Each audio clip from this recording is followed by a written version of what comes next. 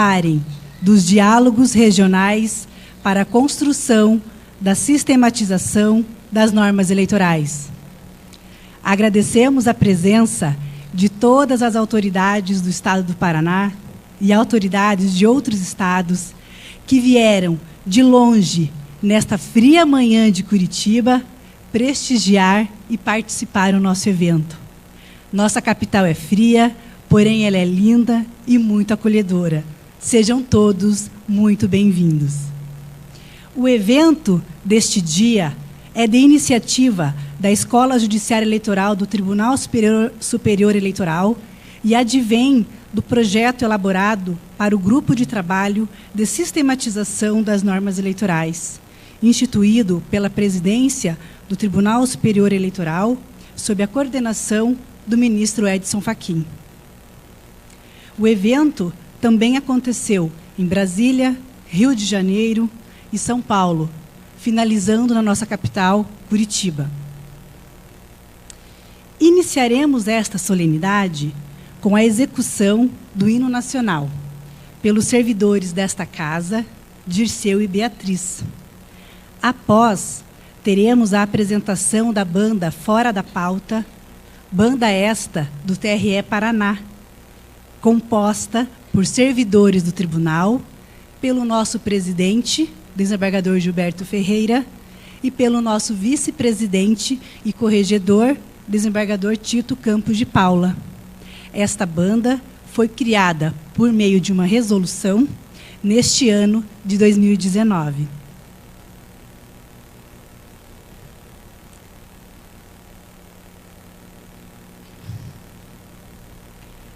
Neste momento, a banda Fora da Pauta, ela vai executar uma música de Ari Barroso, uma retificação.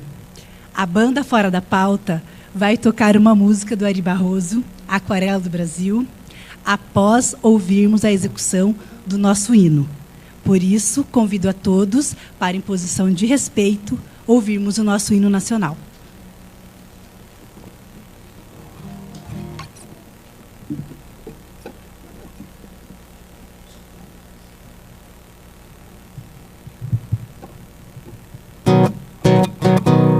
Ouviram do Ipiranga as margens plácidas de um povo heróico brado retumbante, e o sol da liberdade em raios fúlgidos brilhou no céu da pátria nesse instante.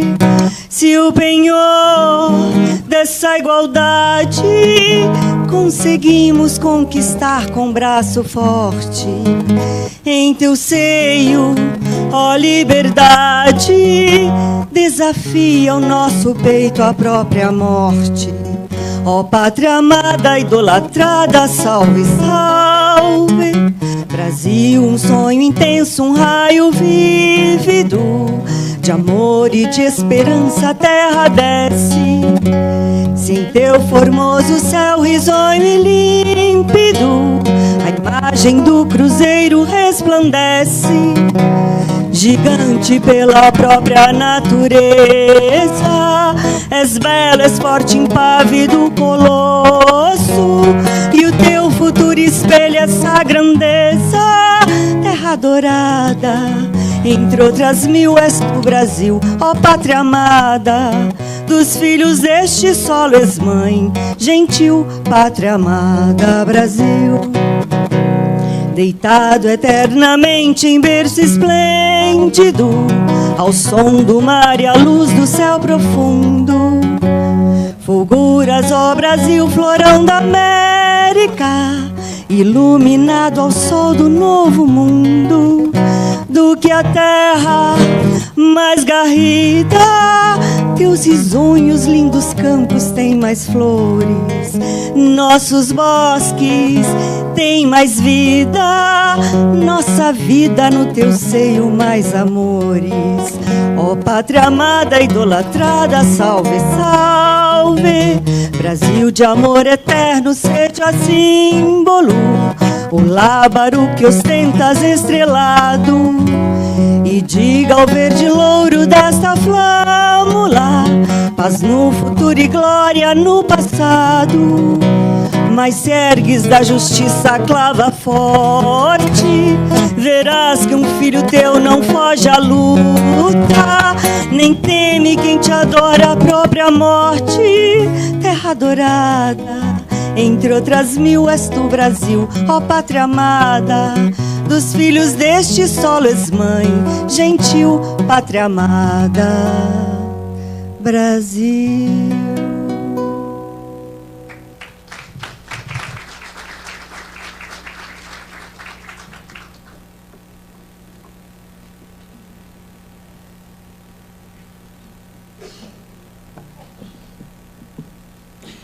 Neste momento, então, convidamos todos os integrantes da banda Fora de Pauta para...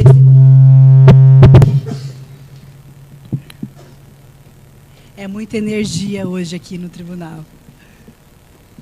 A banda Fora de Pauta executará uma música de Ari Barroso em homenagem ao nosso visitante, ilustre visitante do dia, que nos honra com a sua presença, o ministro Edson Fachin.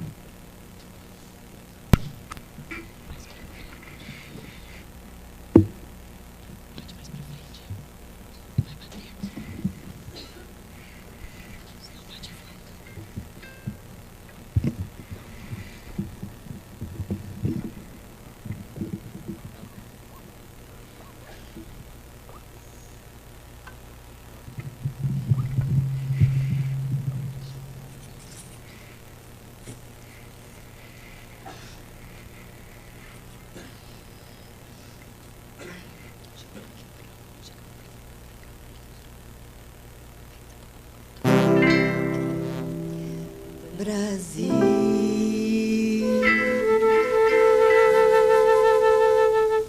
meu Brasil brasileiro, meu mulato insoneiro, vou cantar-te nos meus versos, ô Brasil, bamboleio, o Brasil, terra de Brasil, Brasil, pra mim, oh, abre a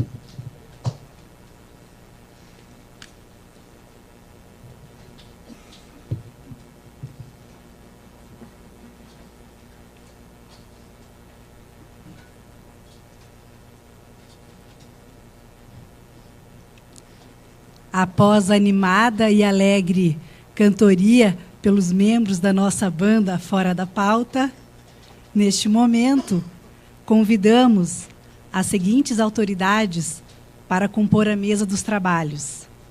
O senhor desembargador Gilberto Ferreira, presidente do Tribunal Regional Eleitoral do Paraná.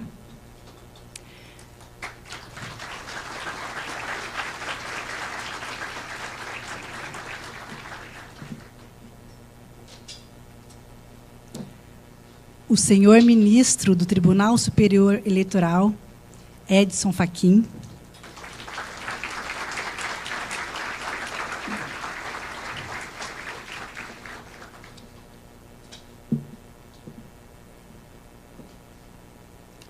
O senhor desembargador Adalberto Jorge Xisto Pereira, presidente do Tribunal de Justiça do Estado do Paraná.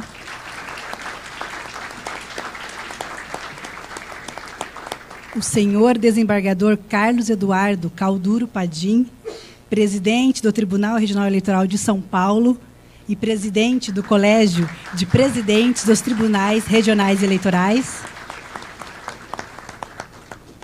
O senhor desembargador Tito Campos de Paula, vice-presidente e corregedor do Tribunal Regional Eleitoral do Paraná.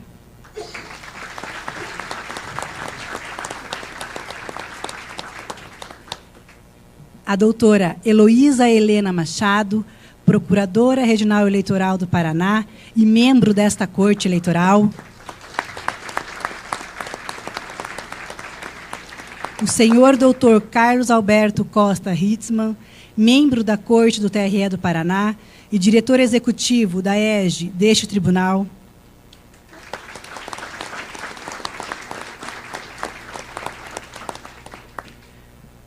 O senhor conselheiro doutor Ivan Bonilha, representando o presidente do Tribunal de Contas do Estado do Paraná, doutor Nestor Batista.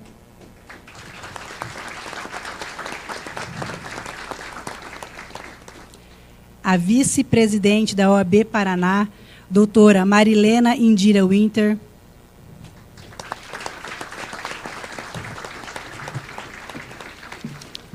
Doutor Flávio Pansieri, diretor da EGE do TSE.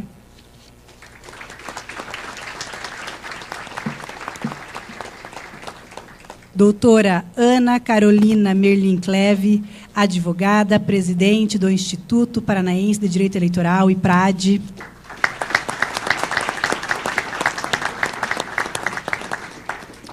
E convidamos também doutor Valcir Mombach, diretor-geral desta casa.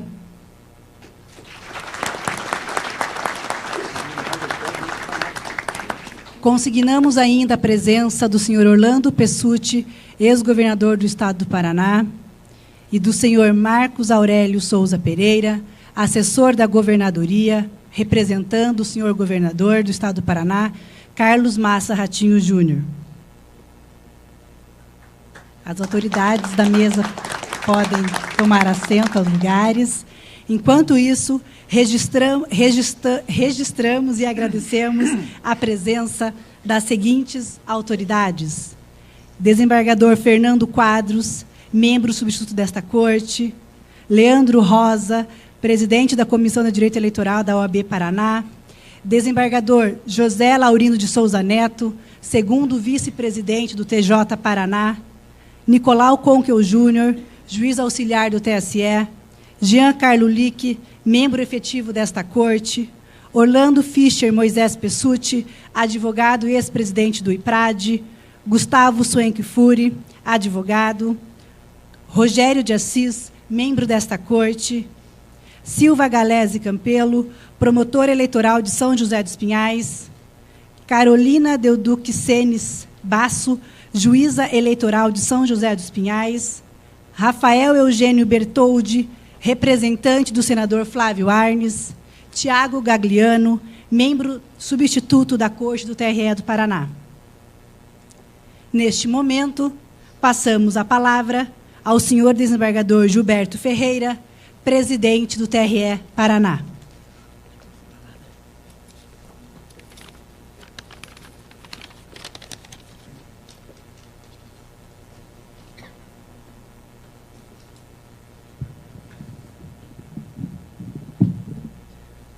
bom dia a todos. Quero pedir licença para cumprimentar nosso querido amigo, filho de coração da nossa terra, e hoje ministro do Supremo Tribunal Federal, ministro Edson Fachin. Também quero cumprimentar nosso irmão do coração, meu amigo pessoal, Bador Xisto, presidente do Tribunal de Justiça, ex-presidente dessa corte. Também outro irmão do coração que ganhei ao longo da vida, o Bador Padim, que é o presidente do COPTREL, dos presidentes dos colégios eleitorais do Brasil. E, em nome desses três, eu peço licença à mesa para não fazer referência apenas pelo tempo, porque houve uma solicitação de que fôssemos todos breves, porque gostaríamos de deixar o tempo maior para o ministro Fachin, que tem muitos recados a nos dar. Então, em razão disso, peço a compreensão de todos que já foram nominados pela mesa e que estão aqui nos honrando com a presença e que, com certeza, estão a transformar o nosso dia. Antes de eu concluir a minha fala, eu só quero aqui dizer o seguinte aos senhores, que para a gente comer o pão quentinho às 7, 8 horas da manhã, 9 horas, é preciso que alguém levante às 4 da manhã, pegue um ônibus às vezes, atravesse a cidade para preparar aquele pão. Para realizar um evento dessa magnitude, de consolidar as normas eleitorais, é preciso que alguém levante de madrugada para fazer isso. E é o que está fazendo o ministro Fachin e toda a sua comitiva nesse trabalho, que foi uma determinação da presidência do TSE, da ministra Rosa Weber, que conta com a coordenação executiva do ministro Tarcísio Vieira e com a coordenação geral do ministro Edson Fachin. Eu escrevi uma pequena crônica uma vez, eu vou repeti-la aqui, curtinha, bem brevezinho, fiel à proposta de não me demorar. Mas eu, como eu sou um contador de histórias, sempre conto história, então vou contar uma pequena aqui, que é a seguinte: um homem, ele ganhou na loteria esportiva, ficou muito rico, milionário, e ele pensou, o que eu vou fazer com esse dinheiro? Ele falou, não, eu vou ajudar as pessoas. Aí ele criou uma organização para ajudar as pessoas. Então, ele lá tinha um hospital, tinha psicólogos, médicos, enfim, tinha tudo que era preciso para ajudar as pessoas. E ele saiu para a rua para encontrar pessoas para ajudar. E aí encontrou um cidadão que se dizia presidente. Eu sou presidente, ele imaginava ser presidente da República. Aqui em Curitiba nós temos um cidadão que fica o dia todo, ele levanta de manhã cedo, o serviço dele é fazer isso. Ele levanta de manhã cedo, põe uma Bíblia debaixo do braço e vai para... O foco principal dele é a prefeitura, mas ele vai à prefeitura, ele vai à Assembleia, ele vai ao Palácio do Governo, ele passa na frente do Tribunal de Justiça e vem na Câmara de Vereadores. Ele faz isso seguidamente, todos os dias ele faz, o trabalho dele, uma Bíblia debaixo do braço, bradando. Tarde ele encerra o trabalho dele e vai embora. Também tem um outro cidadão que anda pela rua, ele é muito engraçado, não sei se algum de vocês já viram, mas se não viram, verão, ele também sai cedo para multar os carros. Ele é um multador de carros, ele faz o papel de guarda da rua. Então ele chega, anota a placa do seu carro e um dia ele anotou a placa do meu carro. E eu fiquei curioso, falei, mas por que você está anotando a placa do meu carro? Ele falou, eu sou guarda, o senhor vai ser multado, o senhor não podia estacionar aqui. Eu digo, mas cadê a placa? Ele falou, não interessa, o senhor está multado. Ele faz isso, é o serviço dele. Muito bem. Então este homem que ganhou a loteria, pegou esse presidente e levou ele lá para a sua fundação, para recuperá-lo. Saiu andando pela rua e encontrou uma mulher totalmente drogada, bêbada, destruída, quase morta. Ele pegou aquela mulher e levou para a fundação. Andou mais um pouco, encontrou mais um homem. O homem também maltrapilho, andando, cabeça baixa pela rua. O que aconteceu com o senhor? Disse, meu amigo, aconteceu um monte de coisa na minha vida, eu perdi a esperança da vida, eu não tenho mais esperança de viver. Minha única esperança é que eu morra logo.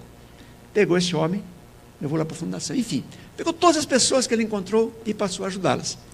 Com o passar do tempo, aquele homem que queria ser presidente da República, que se dizia presidente da República, se tornou um grande presidente de uma indústria nacional. Foi presidente.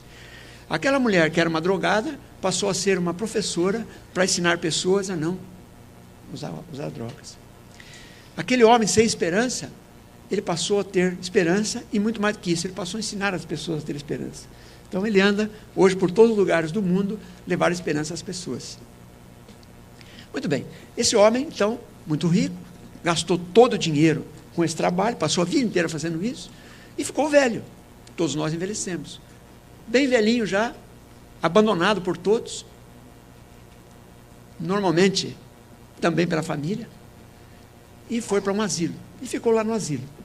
Já à beira da morte, uma jornalista descobriu que lá estava aquele homem, milionário, descobriu e foi entrevistá-lo. Falou, vou entrevistar esse homem que foi tão bom, ajudou tantas pessoas, e hoje está lá sozinho.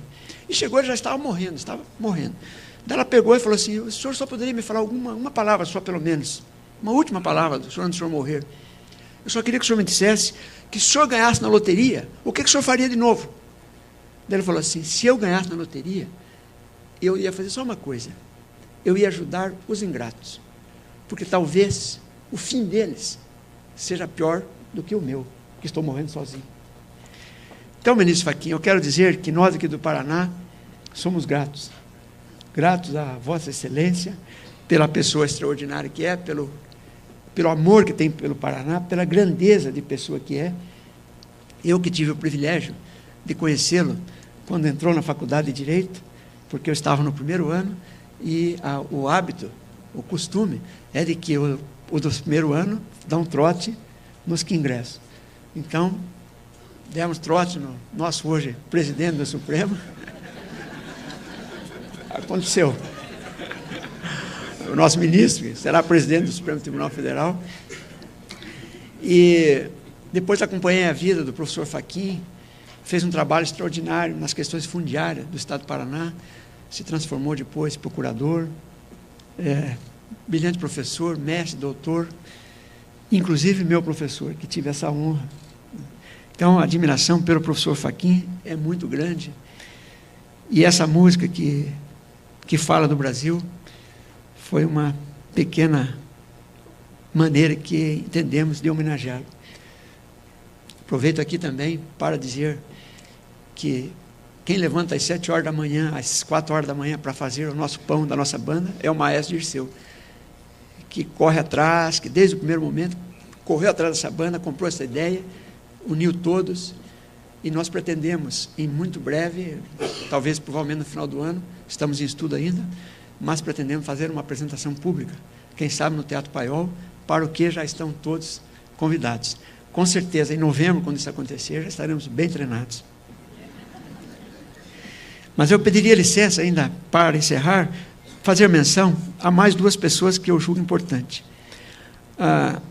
Passou aqui pelo nosso tribunal um homem brilhante, mas brilhante mesmo, por tudo que ele fez, pela sua dignidade de pessoa, pela maneira como julgava, pela sua firmeza. E ele foi também diretor da nossa escola judicial. Fez um grande legado para a nossa escola. Na verdade, a nossa escola tinha tijolos, tinha argamassa, mas precisava de uma placa assim, bem forte, assim, escrito Escola Judicial do Paraná. E ele, então, fez essa placa. E o ministro Fachin, como é um homem também muito inteligente, escolheu para ser seu assessor, que é o doutor Nicolau Conquil Júnior. Então, eu estou sendo grato também ao nosso grande Nicolau, nosso grande amigo.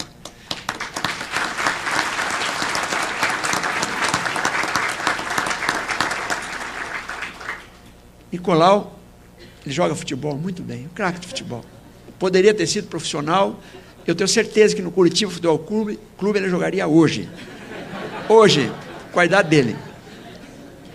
Mas o Nicolau tem uma característica que é fundamental na vida. Nós não temos que aceitar a derrota nunca. Jamais podemos aceitar a derrota. Mas o Nicolau não aceita mesmo. E quando perde, porque por circunstâncias do jogo, porque perder também faz parte do jogo, aquele final de semana ele não dorme direito. Tamanha a importância que ele dá. Então ele dá o sangue dele nas partidas de futebol, seja ela um jogo de futebol, seja uma partida amistosa. Tenho certeza que é assim que ele procede com o ministro Fachin. E por último, eu também gostaria de falar de um menino, que eu conheci muito jovem ainda, um menino sonhador, que acreditava que poderia transformar o seu sonho em realidade. E ele, então, com mais alguns amigos, teve a ideia, o Dr. Kifuri é um dessas pessoas que estava junto com esse grupo, ele teve a ideia de criar era um sonho, né? Criar um instituto, um movimento de direito constitucional aqui no Paraná.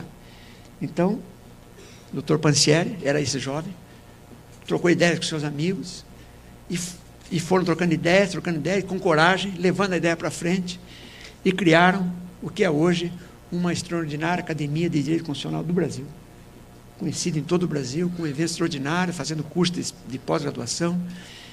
Então, esse é um exemplo que eu vejo de que a gente deve sonhar, mas muito mais que sonhar, é transformar esse sonho em realidade.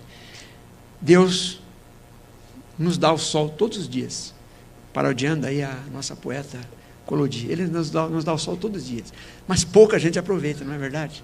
Pouca gente aproveita. Nós estamos aproveitando o sol porque construímos a nossa energia, a nossa usina de energia solar lá em Parnavaí. Deus nos deu o sol, estamos aproveitando. Mas muita gente dorme o dia inteiro com o sol ali fora. Então, esses sonhadores, o Pansieri, o Dr. Kifuri está presente, e mais outros, né? Era um grupo, né, Pansieri? 7 jovens que sonharam, receberam o sol e transformaram esse sol em energia pura, que é a energia do direito constitucional. Bem, senhores, então, agradecido a todos, pedindo aí desculpas pelo meu avançar da hora, sinto-se todos bem-vindos aqui, é uma honra sempre recebê-los a todos. Como disse, o pouco que temos a oferecer, mas oferecemos com carinho, com amor. Muito obrigado a todos.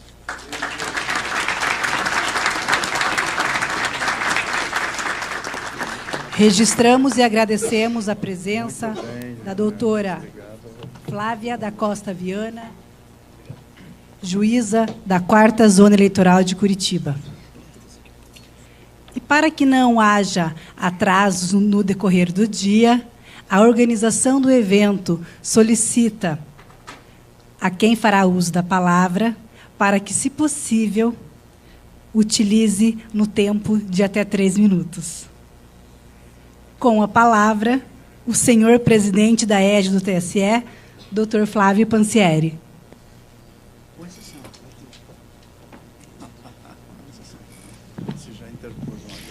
Senhoras e senhores, tenham todos um bom dia. Inicio cumprimentando os componentes da mesa, na figura do excelentíssimo ministro do Supremo Tribunal Federal e ministro do Tribunal Superior Eleitoral, Luiz Edson Fachin, o nosso presidente da Corte Eleitoral do Paraná, Dr. Gilberto Ferreira, o nosso presidente do Tribunal de Justiça do Estado do Paraná, Adalberto Xisto Pereira, e o nosso presidente do Colégio de Presidentes dos Tribunais Regionais Eleitorais, Carlos Eduardo Calduro Padim. Mas não posso aqui deixar de citar também e cumprimentar o nosso presidente do Tribunal de Contas do Estado do Paraná, um grande advogado militante na área de eleitoral que nos deixou, doutor Ivan Bonilha, a vice-presidente da OAB Paraná, a doutora Marilena Indira Winter, digníssima representante do Ministério Público perante esta corte, doutora Heloísa Helena Machado, o meu companheiro de escola judiciária eleitoral, o doutor Carlos Alberto Costa Hitzmann, que assume esta missão. E com isso citar também o nosso ex-diretor da escola aqui, o nosso que já nominado, o doutor Nicolau Kunkel Júnior. E, por fim, citar, presente nesta mesa, a presidente do Instituto Paranense de Direito Eleitoral, doutora Ana Carolina Cleve. Dentro da lógica que propusemos as falas iniciais, pretendo ser muito breve. Mas ser breve sendo naquilo que é essencial, presidente Gilberto. Ser breve sem esquecer algo fundamental, que é a gratidão. Gratidão é dívida que não prescreve. E eu inicio a minha primeira fala neste evento dizendo muito obrigado. É assim que me sinto. Me sinto literalmente obrigado aí com este tribunal e com a acolhida deste tribunal para a realização deste evento. Obrigado com o comprometimento e a generosidade de todos aqui, não apenas os servidores que organizaram a cúpula deste tribunal, mas também a todos os senhores que, por sua vez, participam deste projeto, que mais do que um projeto de sistematização das normas eleitorais, numa tentativa de construção e de solução de antinomias do direito eleitoral brasileiro, a partir dos debates das resoluções do Tribunal Superior Eleitoral. Debate esse proposto, importante frisar, pelo ministro Luiz Edson Fachin, mas por seu gabinete também, que encaminharam a ele um projeto e que ele generosamente convidou a Escola Judiciária Eleitoral do Tribunal Superior Eleitoral para secretariar esse projeto e, por sua vez, tenho aqui, também como uma das últimas falas minhas neste evento, dizer que essa trajetória por São Paulo, Rio, Brasília e ora Paraná nos permitiu compreender a pluralidade desta grande família, que é a família do direito eleitoral brasileiro. Eu, militando neste tribunal há muitos anos, desde 2004 no direito eleitoral, tenho dito aos amigos que quando aqui estamos no direito eleitoral, ao que nos parece, estamos num tribunal diferente. Num tribunal mais democrático, presidente. Presidente Xisto, sem nenhum demérito ao nosso Tribunal de Justiça, obviamente. Mas num tribunal onde o diálogo é mais direto. Talvez pela imediaticidade da justiça eleitoral, mas também pela proximidade entre advogados, membros do Ministério Público e a advocacia, que naquele contexto de construção de um espaço verdadeiramente democrático, com a mínima intervenção do Poder Judiciário, garantindo o protagonismo ao poder político, se constrói um espaço de diálogo. E é sobre diálogos que nós viemos, são diálogos que nós viemos ter aqui. A missão que o ministro Luiz Edson Fachin conferiu à escola é que a escola permitisse que todos fossem ouvidos. E é isso que temos feito desde o início desse projeto. Sejam as participações via internet, no portal do Tribunal Superior Eleitoral, seja também através de todas as participações de todos os atores do direito eleitoral brasileiro. Mas, por fim, é importante registrar que este trabalho não é um trabalho da escola apenas, é um trabalho de todos os servidores da Justiça Eleitoral. E afirmo isso porque este trabalho é um trabalho que, na coordenação executiva, tem uma série de braços também que acordam muito cedo, que, pela feliz ideia do ministro Luiz Edson Fachin, convocou um corpo executivo de servidores, magistrados e membros do Ministério Público, de tribunais de justiça de todos os estados, que participarão hoje deste evento como coordenador de eixos temáticos para que esse projeto pudesse se realizar. Por fim e ao cabo, quero dizer aos senhores que para a Escola Judiciária Eleitoral do Tribunal Superior Eleitoral é uma honra participar deste grande momento da democracia no direito eleitoral brasileiro. A nossa pretensão é ouvir a todos e, ouvindo a todos, garantir mais estabilidade e segurança jurídica no processo eleitoral brasileiro. Muito obrigado pela presença de todos vocês.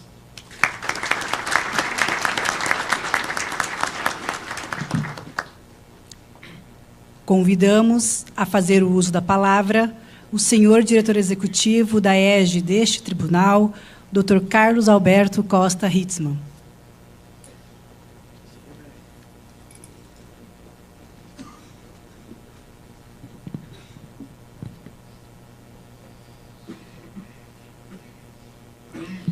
Excelentíssimo senhor desembargador Gilberto Ferreira, digníssimo presidente deste egrégio do Tribunal Regional Eleitoral, excelentíssimo senhor ministro do Tribunal Superior Eleitoral e do Supremo Tribunal Federal, Luiz Edson Fachin, coordenador do Grupo de Trabalho de Sistematização das Normas Eleitorais, excelentíssimo senhor desembargador Adalberto Jorge Xisto Pereira, digníssimo presidente do egrégio Tribunal Regional do Tribunal de Justiça, egrégio Tribunal de Justiça do Estado do Paraná, nas pessoas de quem cumprimento todas as autoridades que compõem esta mesa, as demais autoridades já nominadas, juízes, promotores de justiça, advogados, servidores, estudantes, senhoras e senhores.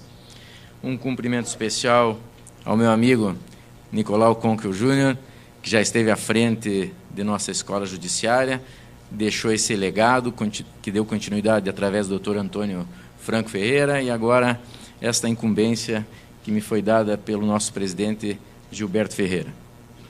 É com imensa satisfação que a Escola Judiciária Eleitoral do Paraná recebeu esta incumbência de organizar este diálogo regional para a construção da sistematização das normas eleitorais. sendo um enorme desafio, sobretudo para quem acabou de assumir a direção executiva da escola há menos de um mês, e tendo este como nosso primeiro evento. Entretanto, há que se enaltecer a competência e a capacidade de nossa equipe de servidores, tanto da escola quanto do tribunal, que não mediram esforços e tempo de trabalho para que se tornasse realidade e pudéssemos estar hoje aqui nessa cerimônia de abertura. Não menos importante, senhor ministro, e digno de registro, o pronto atendimento da comunidade jurídico-eleitoral de nosso Estado. Advogados, professores, Ministério Público, servidores, juristas, que desde logo manifestaram interesse em contribuir com esse diálogo para o aprimoramento da legislação eleitoral brasileira. O momento por que passamos no Brasil é extremamente delicado, exigindo uma transformação na maneira de se pensar a política, de se fazer a política, de se tratar com a coisa pública, do exercício do mandato parlamentar, de como administrar e gerir o dinheiro público, de como se colocar frente aos pleitos eleitorais, às eleições.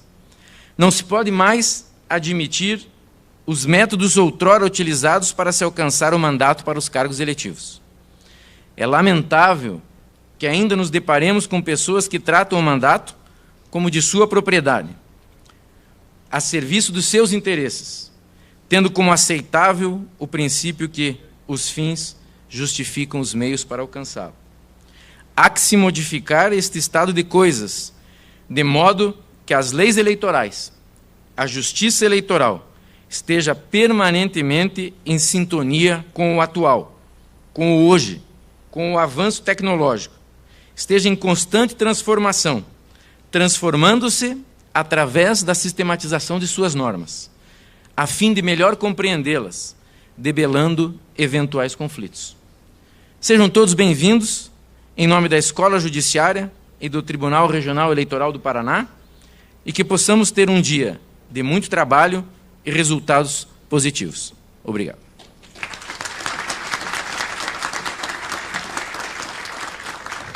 Neste momento, passamos a palavra ao vice-presidente e corregedor do TRE do Paraná, desembargador Tito Campos de Paula.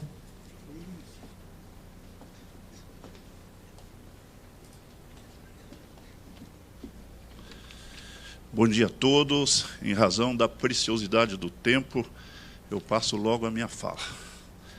Caríssimo ministro Edson Fachin, recentemente, em 2 oportunidades, passei pela região de Toledo e Porto Panci e estive a meditar numa espécie de pássaro que vive no Rio Grande do Sul e em Santa Catarina. Mas no inverno migram para o Paraná, em busca do pinhão de nossas araucárias. Algumas deixam aqui seus filhotes e estes adotam nossas matas para viver. Tal qual estas aves, seus pais migraram para a região da próspera Toledo e, com esta migração, ninguém perdeu, nem mesmo o Rio Grande do Sul, pois aquela pequena ave, trazida pelos pais, sobrevoou Toledo, sobrevoou Curitiba, sobrevoou o Paraná e agora sobrevoa o Brasil. É por isso, ministro, que temos orgulho de tê-lo como nosso amigo. O Paraná será sempre a sua terra. Sabiamente, o Tribunal Superior Eleitoral, sob sua coordenação, criou o grupo de trabalho de sistematização das normas eleitorais. Veio em boa hora, ministro. Todos os grupos de trabalho e temas são importantes, mas destaco o chamado eixo transversal, que trata, dentre outras coisas, da acessibilidade das pessoas com deficiências. Tal tema, prezado ministro, é tão importante que a história milenar já tratava dele. Consta que, na década de 1940, um pastor de ovelhas pastoreava seu rebanho na região de Corã, Israel, quando uma delas adentrou em uma caverna. E, ao atirar uma pedra no interior da caverna para espantar a ovelha, percebeu que a pedra bateu em algum objeto de barro que se quebrou. Ao verificar, constatou que dentro do jarro havia rolos de pergaminhos, e dentre eles o livro do profeta Isaías, com escrita milenar. Dentro destes livros se encontra uma passagem em que o profeta dizia: ai dos que decretam leis injustas e dos escribas que redigem sentenças opressivas para afastar os pobres dos tribunais e negar direitos aos fracos do meu povo.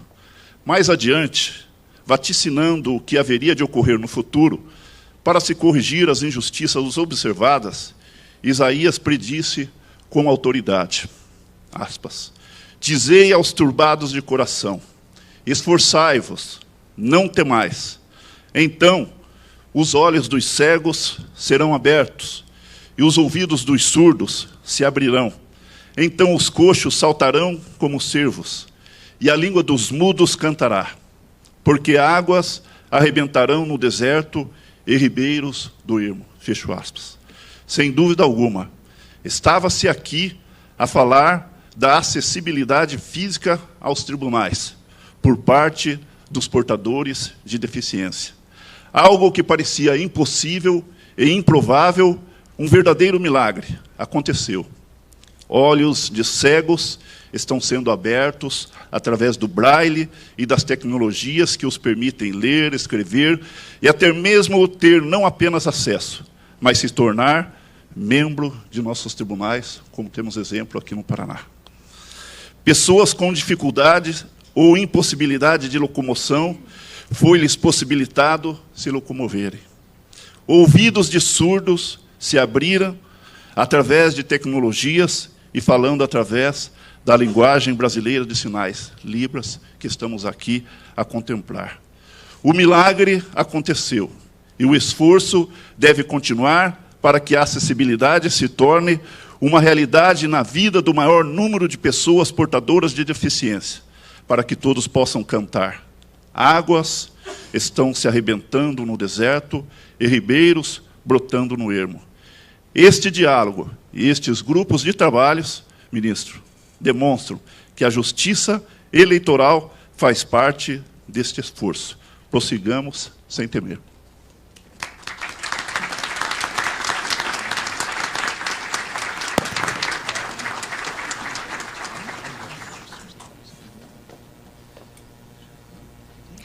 Convidamos a fazer o uso da palavra a doutora Heloísa Helena Machado, Procuradora Regional Eleitoral.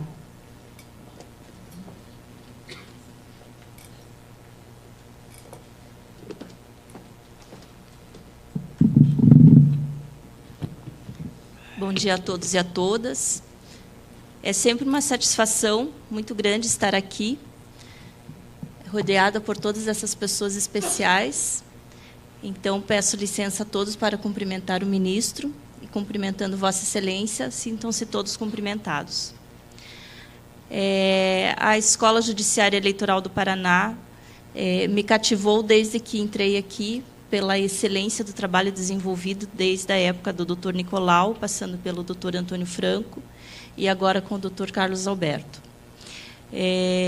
A minha fala aqui é muito rápida, na verdade, para agradecer a oportunidade de participar desse encontro, e à tarde já ocuparei o tempo trazendo algumas questões para pensarmos a respeito do direito eleitoral mesmo. Então, senhor presidente, parabéns por esse evento, senhor ministro, parabéns por esse evento, obrigada pela presença. E as homenagens aqui feitas a Vossa Excelência são poucas diante da grandiosidade do trabalho que o senhor desempenha.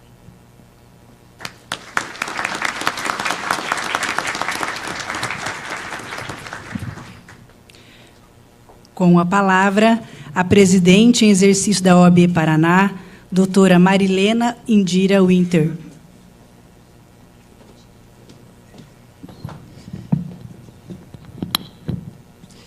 Excelentíssimo senhor ministro Luiz Edson Fachin, excelentíssimo desembargador Gilberto Ferreira, excelentíssimo desembargador Adalberto X. Pereira, nas pessoas de Vossas Excelências, Peço vênia para saudar todos os integrantes da mesa, todas as autoridades aqui presentes, advogados, magistrados, procuradores.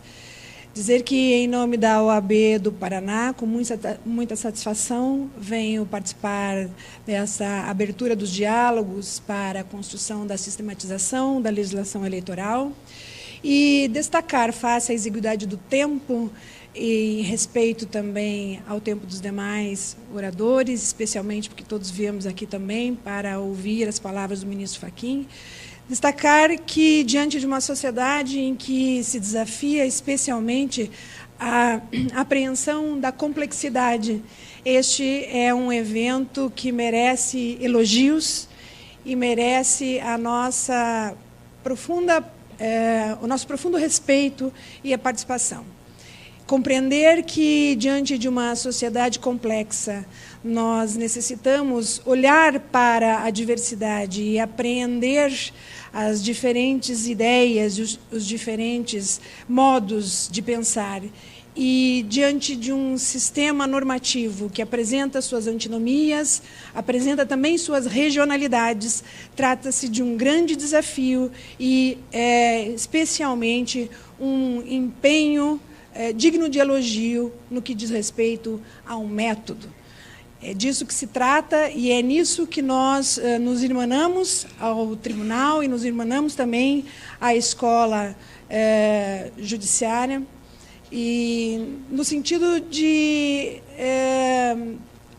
reconhecer que não há como apreender as dificuldades, não há como absorver a necessidade de uma evolução, seja no que diz respeito à legislação, no que diz respeito à própria evolução social, a não ser pela compreensão das suas profundas desigualdades. Então, desafiar-se a um método como este que é proposto aqui, de ouvir diferentes segmentos, abrir-se ao diálogo, para também permitir a participação de especialistas e pessoas que vivem o dia a dia da justiça eleitoral, e nisso a advocacia também se inclui, ministro. Trata-se de uma quebra paradigmática verdadeiramente necessária, que saia da academia e que perpasse também pelos órgãos e pelas estruturas de poder.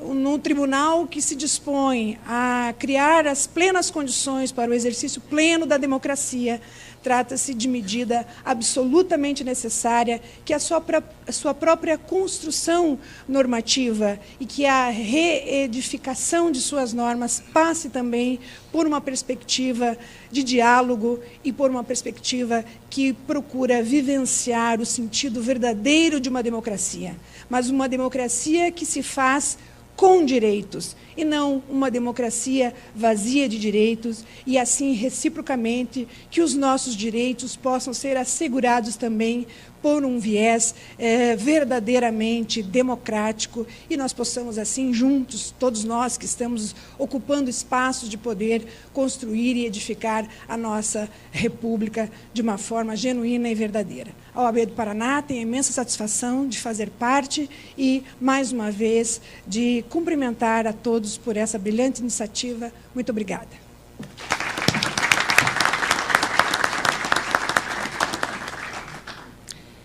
Chamamos para fazer o uso da palavra a presidente do Instituto Paranaense de Direito Eleitoral, IPRAD, doutora Ana Carolina Merlin Cleve.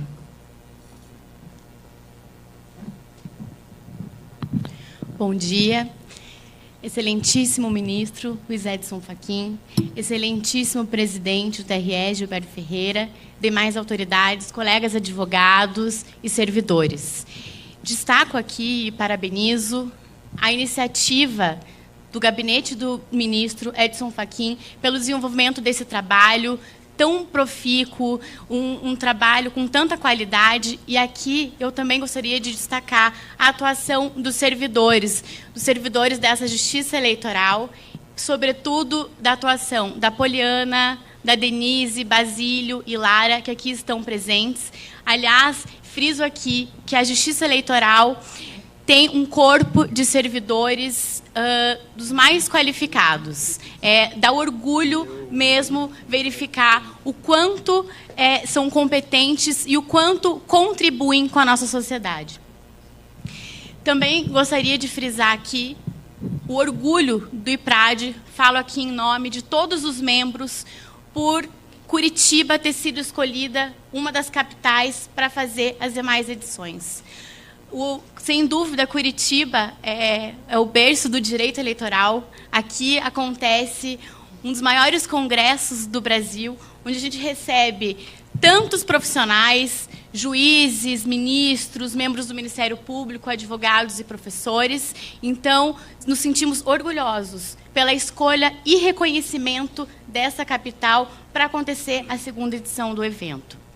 Por fim, também parabenizo a escolha, esse trabalho desenvolvido pelo ministro Fachin, porque, sem dúvida, o diálogo, o acesso da sociedade às instituições é o que qualifica ainda mais a democracia, sobretudo nesse momento, nesse contexto tão hostil em que estamos vivendo, e é o que legitima ainda mais a atuação das instituições.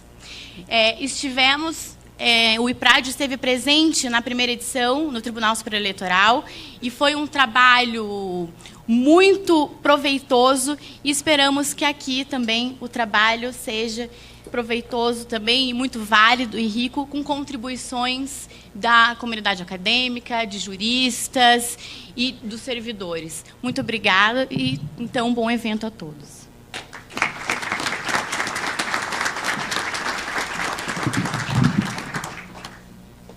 Neste momento, convidamos a fazer o uso da palavra o senhor ministro Luiz Edson Fachin, e vou frisar que esse microfone é do senhor ministro e que o senhor não tem apenas 3 minutos. Esse local é seu.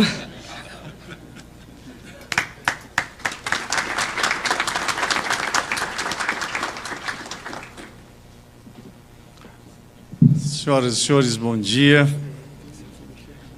Não serei breve.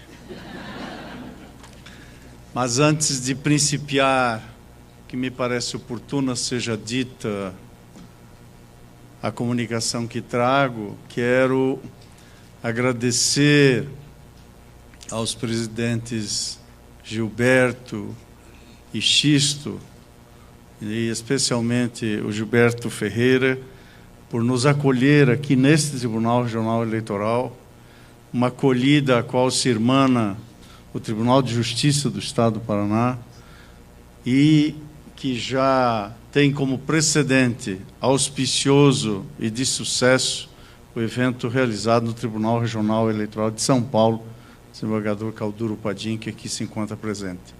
Saúdo, portanto, todos os presentes, governador Pessutti, todos os que aqui se encontram.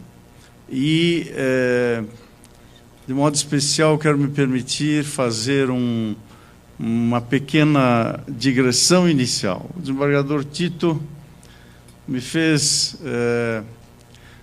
lembrar de circunstâncias que, obviamente, estão no drive mental da memória, em algum lugar que todos nós guardamos.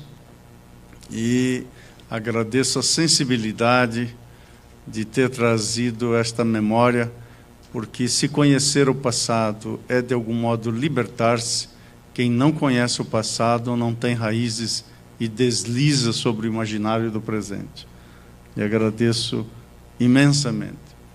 A escolha da música do Ari Barroso me trouxe outra lembrança de 44 anos atrás, quando, jovem, fui convidado pelo então prefeito da cidade de Toledo, Wilson Carlos Kuhn, que depois foi conselheiro da Ordem dos Advogados do Brasil, para integrar o Conselho Municipal de Cultura. E na abertura da sessão de posse, há 44 anos atrás, nós ouvimos o mulato insoneiro e a mulata cestrosa, mostrando o quanto plural é o Brasil e o quanto de caminho nós ainda temos a andar. E a banda que se apresentou fora da pauta, eu tenho certeza que se aqui fosse fazer uma pesquisa com toda a acurácia possível, esta seria a pauta, e não, quem sabe, o que vou lhes dizer agora dentro da pauta, de modo que meus cumprimentos também pela sensibilidade que aqui se evidenciou. Pretendo, em alguns minutos, me deter sobre um tripé que explicita o sentido desse evento e o contexto desse evento na Justiça Eleitoral, no Poder Judiciário e no tempo brasileiro do presente. E, por isso, o tripé trata da Justiça Eleitoral, da questão da corrupção e da democracia. Começo citando o que disse em 2001 o então presidente George W. Bush, e cito: ou vocês estão de nosso lado, ou estão contra nós, disse ele, ao referir-se ao trabalho da Organização das Nações Unidas. Essa informação está numa obra imprescindível para o Brasil. Trata-se da biografia de Sérgio Vieira de Mello, uma obra imprescindível para o Brasil, publicada cerca de 10 anos faz na tradução brasileira, e que foi escrita pela jornalista Samantha Power. O brasileiro Vieira de Mello, como sabemos, deu a vida pela paz e foi morto pela violência impune e pela soberba imperial. Era dele a afirmação segundo a qual nenhuma paz será duradoura enquanto prevalecer a impunidade. Sabiam, por isso, as suas razões, a defesa do Tribunal Penal Internacional. Sabiam as suas razões. Tinham o aroma de entender a relevância de contarmos, nada obstante a oposição dos Estados Unidos da América do Norte, com um Tribunal Penal Internacional e a imposição de responsabilidade a criminosos. Por isso, Vieira de Mello não se acompliciou com genocidas ou com mentes totalitárias, nem com populistas de ocasião. Teve o ousio de tratar de questões de direitos humanos espinhosas daquele momento. Era um brasileiro intimorato, sem receio de diálogo franco e honesto. Do Alto Comissariado das Nações Unidas para os Direitos Humanos, ao encontro que teve em 5 de março de 2003 com o presidente norte-americano, foram poucos meses na vida de Vieira de Mello. E daí também, apenas mais 5 meses após a invasão do Iraque, liderada pelos Estados Unidos, e lá, no mês de agosto, ele se foi. Ele sabia demais, escreveu Samantha Power. Sabia dos interesses os mais diversos e contraditórios. Sabia dos grupos armados e sabia dos poderosos. Mas ele guardava uma chama do idealismo para combater as injustiças. E era-lhe mais que suficiente essa chama, pois ele não tinha ilusões, nem sobre o presidente Bush, nem sobre a própria ONU, cujos funcionários teriam vazado informações para facilitar o bombardeio norte-americano no Iraque.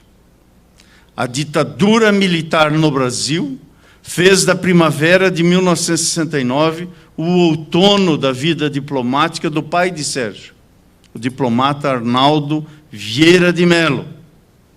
Sérgio, então, se fez na vida, no sereno do mundo e nos estudos. Ninguém se apropriou dele, a não ser o sentido maior da própria vida. Se fez um cidadão do mundo, pôs em prática o que escreveu na tese de seu doutoramento ao defender o conceito de civitas máxima. É, em meu modo de ver, uma lição muito oportuna para os dias presentes do Brasil. vivemos o tempo dos bipolares de ocasião. Cada um relembra Chantal Mouffe. Cada um está convencido que o direito e a razão estão de seu lado. O dissenso e a diferença foram substituídos por uma outra relação. O dissenso e a diferença foram substituídos pela relação amigo-inimigo. Quem, a qualquer custo ou preço, está de seu lado, merece a epifania. Quem assim não se porta é arremessado à lata de lixo da história. Bom juiz é aquele que, nessa lógica perversa, dá ganho de causa a quem está convencido, a todo custo e qualquer preço, que o direito e a razão estão de seu lado. Esse tribalismo bárbaro contaminou as relações, as instituições e mesmo o nosso dia a dia. Precisamos sair desse atoleiro simplificador e plebiscitário. Eis a importância deste evento e desta data. Sei que me dirijo a pessoas que, no âmbito da família da justiça eleitoral, labutam dia a dia para que as eleições periódicas sejam legítimas, para que haja participação ativa e imprescindível dos partidos políticos, e mais ainda do próprio povo, e para que os desafios não afetem a estabilidade democrática do Brasil. Vejamos os desafios que nos esperam à luz dos dados disponíveis das últimas eleições municipais. Tivemos 6.568 candidatos a prefeitos no Brasil e 463.405 candidatos a vereador em 2016, em 5.568 municípios. Sobre os dados de gênero, apuraram-se nas eleições de 2016 68,1% de candidaturas masculinas e apenas 31,9% de candidaturas femininas. E aí vem o nosso trabalho. Um mínimo de segurança jurídica substancial e de previsibilidade adequada são demandadas pela interpretação e aplicação das leis eleitorais. Todos os dias somos arrostados para saber quais são os eleitores aptos a votar, quais são os critérios para apresentação de candidatos, quais são as normas de acesso aos meios de comunicação, quais são os mecanismos de controle de gastos de campanha e especialmente do fundo partidário. Quais são as sanções a essa burla perversa que tem sido levada a efeito contra o incentivo e apoio à mandatória e imprescindível participação política das mulheres. Eis alguns dos desafios que nos esperam para as eleições do próximo ano. Desafios que batem as portas e revelam permanente repto de confiança que deve ininterruptamente ser enfrentado por juízes jurisdicionados perante a justiça eleitoral. Por isso, na abertura deste evento, a primeira palavra é enaltecer o Tribunal Regional Eleitoral do Paraná, que é exemplo dos tribunais do Rio de Janeiro e de São Paulo, acolheram o desdobramento dos trabalhos para fins de sistematização das normas eleitorais. Meu especial agradecimento ao presidente Gilberto Ferreira, em nome de quem expresso gratidão como coordenador desse grupo de trabalho no Tribunal Superior Eleitoral, que permeia o Brasil formal, que precisa aurir conhecimento e experiência com o Brasil real, fora dos gabinetes. Meus agradecimentos também aos eminentes ministros Og Fernandes, Tarcísio Verde Carvalho Neto e Carlos Horbach. Agradeço aos diversos coordenadores dos eixos temáticos, pessoas fenomenais que se apresentaram para nos auxiliar nesse trabalho. oriundos dos mais distintos e abalizados segmentos da justiça eleitoral, da comunidade acadêmica, do Ministério Público Eleitoral, da briosa advocacia eleitoralista. Especial agradecimento à Escola Judiciária Eleitoral, na pessoa de seu coordenador nacional, o professor Flávio Pansieri.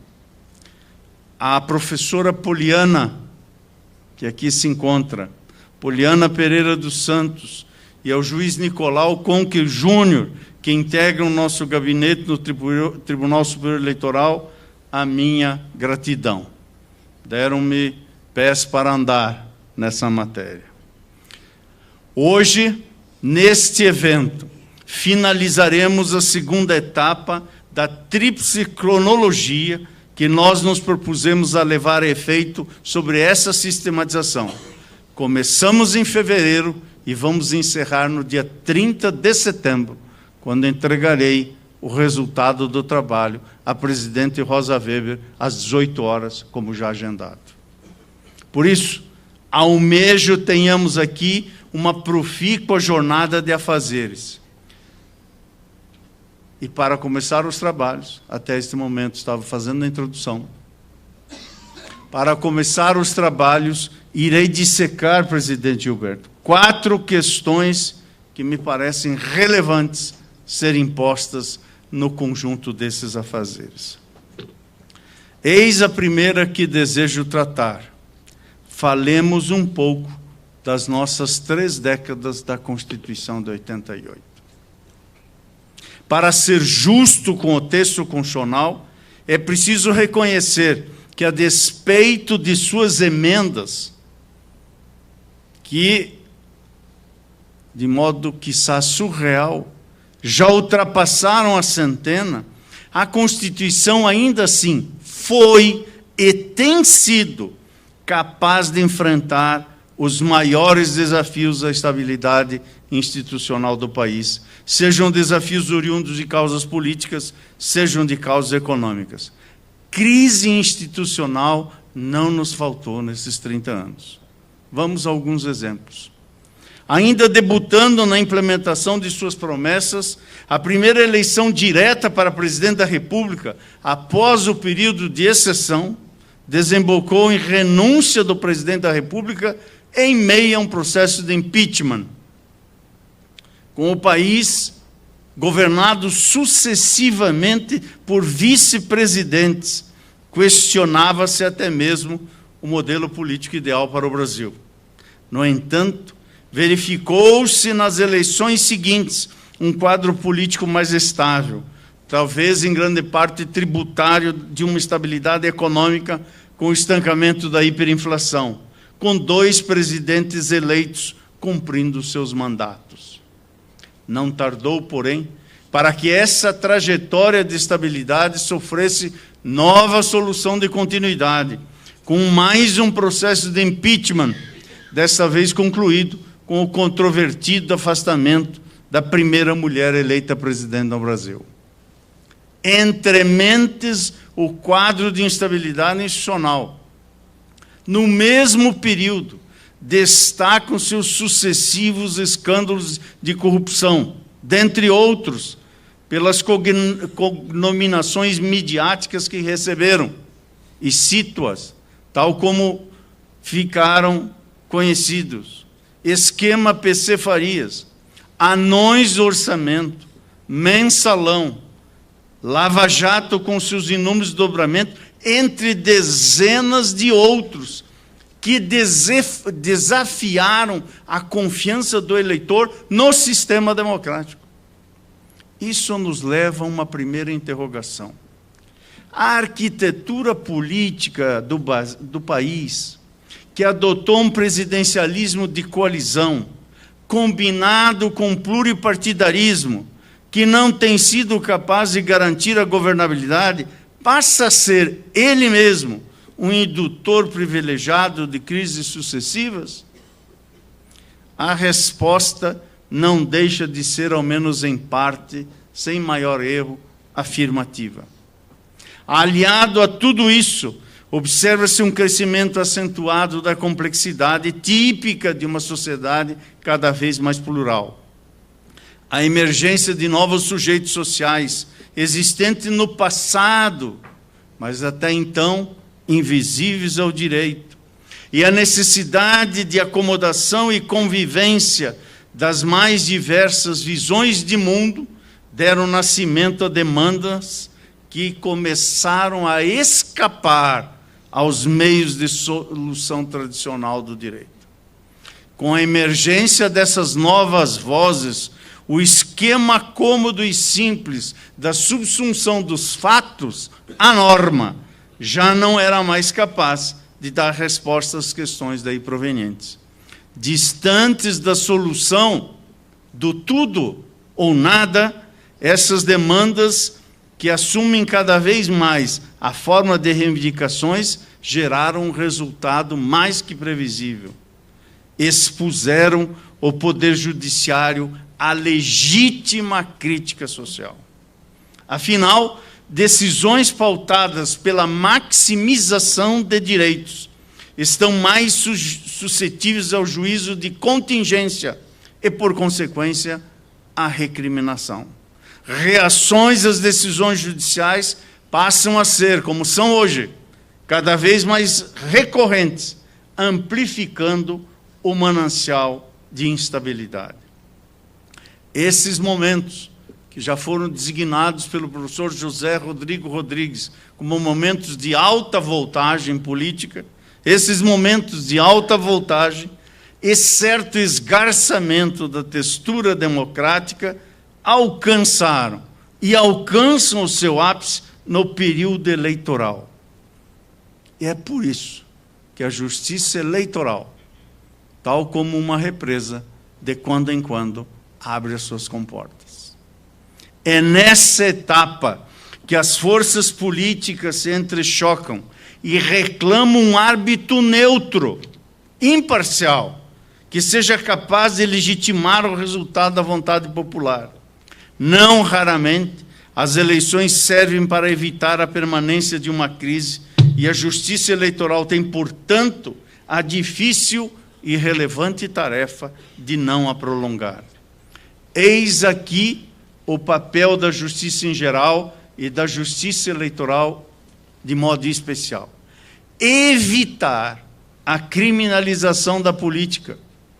Evitar a criminalização da política ao estabelecer a diferença entre punir os ilícitos cometidos no exercício da política e tomar a política como atividade criminosa. Não há democracia sem política e, portanto, criminosa não pode ser a política. Parlamentares, sim, cometem ilícitos e devem ser punidos, mas as instituições precisam ser preservadas. Juízes também cometem ilícitos e devem ser punidos, mas as instituições precisam ser preservadas. E assim se aplica a todos os atores dos poderes e das instituições brasileiras, incluindo o Ministério Público e a administração pública. Ninguém está acima da lei, nem mesmo o legislador, nem o julgador, e muito menos o acusador. Na perspectiva das eleições de 2020, é importante sublinhar que quem ama a democracia, ama, como escreveu Adam Pravorsky, ama um grau, uma densidade de incerteza, porque a crise é íncita às democracias, de modo que sua existência não implica necessariamente um abalo à normalidade democrática. E sem ingressar na rica discussão entre os defensores do consenso na política, como está nas obras de John Rawls e Jürgen Habermas, ou de seu caráter agonístico, como escreveu a importante pensadora Chantal Mouffe, na superação do denominado antagonismo político, é certo que a democracia se revela no conflito. Afinal, a democracia só faz sentido no político e é inescapável que dela faça parte a luta pela conquista do poder. O que se exige para a sua preservação é a manutenção de consensos mínimos, que Giovanni Sartori identifica como sendo os seguintes 3. Primeiro, os valores últimos compartilhados por uma comunidade, vale dizer, o nosso sistema de crenças. É por isso que é preciso ter fé constitucional. Fé que a Constituição é o conjunto de nossas possibilidades e também é o nosso limite. Em segundo lugar, diz Giovanni, as regras do jogo consubstanciadas na fixação do procedimento para a tomada de resolução de conflitos. Quem tem o direito de decidir e como decide? Isso é que nos diz respeito, especialmente à justiça eleitoral. E daí a importância no Estado Democrático de Direito da fundamentação das decisões. O destinatário dela pode divergir, mas quem a emite tem o dever de prestar contas de como decidiu o que decidiu. Decisão sem fundamentação é nula e é uma porta aberta, não de discricionariedade, mas sim de arbítrio judicial. E, em terceiro lugar, o governo que sujeita a oposição é por esta reconhecido com o que Sartori denomina de governo consentido. Neste ponto, e em conclusão a esta primeira das 4 questões que quero aqui enfrentar, eleições periódicas, livres e justas, são provas da vitalidade democrática e a efetiva aplicação da lei penal, sancionando violações à moral pública objetiva. Moral pública objetiva que nada tem a ver com moralismos de ocasião. Sancionando violações aos valores constitucionais, que nada tem a ver com as concepções ideológicas do intérprete, que deve ser sempre, se juiz mesmo for, imparcial. Essas sanções se integram na paisagem da política como pressuposto das candidaturas, sem que isso importe na sua criminalização. Assim, em 2020, bem como nas demais eleições que sucederão, a cidadania eleitoral, após o exame de propostas e quadros partidários, terá a oportunidade de desenhar com suas escolhas os limites e as possibilidades da gestão pública que se almeja ter. Vamos à segunda questão que intento tratar hoje.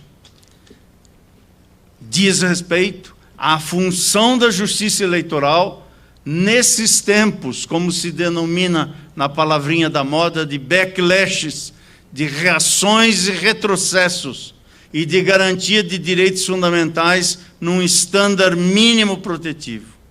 Aqui, parece-me que regras e normas básicas das instituições brasileiras são interpretadas e aplicadas cotidianamente pela justiça eleitoral. E temos um desafio: dar previsibilidade e estabilidade às dimensões hermenêuticas dessa tarefa. Por isso, esse grupo de trabalho que criamos em fevereiro, por delegação da presidente ministra Rosa Weber, a portaria 115 de 13 de fevereiro de 2019, teve e tem, por isso mesmo, como propósito, identificar eventuais conflitos nas normas eleitorais vigentes e propor sua sistematização. Não há pretensão de inovação legislativa. Trata-se somente de contribuir na administração e regulamentação infralegal dos procedimentos eleitorais. Reitero aqui o que assentei ao começo do ano, ao início dos nossos afazeres. Orientamo-nos por um método informado pelas premissas do diálogo construtivo entre conhecimento e experiência, pressupondo a contribuição indispensável de todos e cada um que compõem o universo da justiça eleitoral brasileira. É uma tarefa modesta, reconheço, quando se pensa nas pretensões legítimas e necessárias da reforma eleitoral. Mas, por outro lado, é de extrema relevância para a afirmação das regras do jogo eleitoral. E é preciso levar a sério essa legítima concepção e essa competição. Para isso, as regras que fixam os limites das ações de cada ator do processo eleitoral exercem um papel central.